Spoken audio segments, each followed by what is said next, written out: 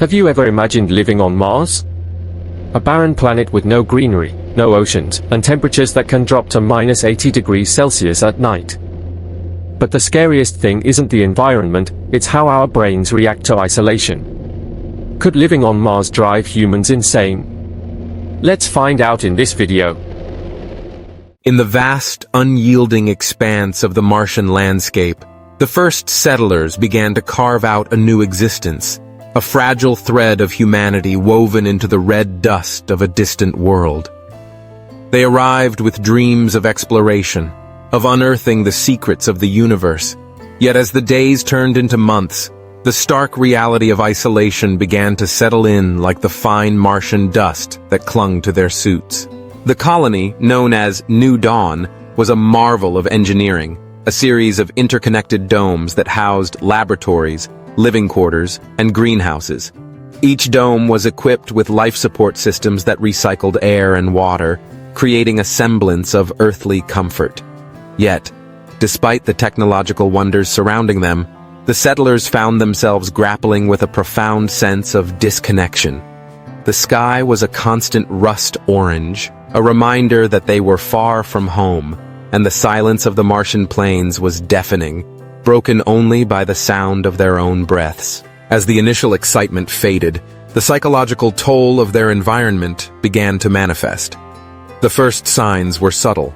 A fleeting glance turned into a lingering stare as one of the engineers, Claire, found herself mesmerized by the distant mountains, their peaks shrouded in a thin layer of dust. She would sit for hours, lost in thought, her mind drifting to memories of Earth. The scent of rain-soaked grass, the sound of children laughing, the warmth of sunlight filtering through leaves. Each recollection felt like a cruel taunt, a reminder of what she had sacrificed for this barren frontier. Isolation, once an adventure, morphed into a haunting specter. The settlers were cut off from the rest of humanity, their only connection to Earth a delayed communication system that felt more like a lifeline to a ghost than a bridge to reality. Messages sent and received were filled with optimism, but the truth was that they were living in a time capsule, a place where the outside world felt increasingly distant and irrelevant. The psychological strain of this separation began to fracture their sense of identity. Who were they, really, without the context of their home? As the months wore on, paranoia began to creep into their minds. The settlers started to suspect one another, their interactions tinged with an undercurrent of mistrust. In the confined quarters of New Dawn, every minor disagreement escalated into a full-blown conflict. The biologist, Raj, accused the geologist, Lisa, of hoarding supplies, claiming she was plotting to sabotage the mission. The tension was palpable, a charged atmosphere that hung over the colony like a storm cloud. Claire watched as her friends transformed, their faces etched with anxiety and uncertainty. The laughter that once echoed through the domes had faded, replaced by whispers and glances that spoke of suspicion. It was as if the very fabric of their community was unraveling, fraying at the edges until it threatened to collapse entirely. She felt the weight of their collective despair, a heavy blanket that suffocated any flicker of hope. In the depths of her own mind, Claire grappled with her thoughts, the isolation gnawing at her sanity. She began to have vivid dreams, images of Earth flooding her consciousness in technicolor splendor. She would wake in a cold sweat, the stark reality of her surroundings crashing down like a wave. The dreams became a refuge, a place where she could escape the harshness of Martian life, but they also left her feeling more disconnected than ever.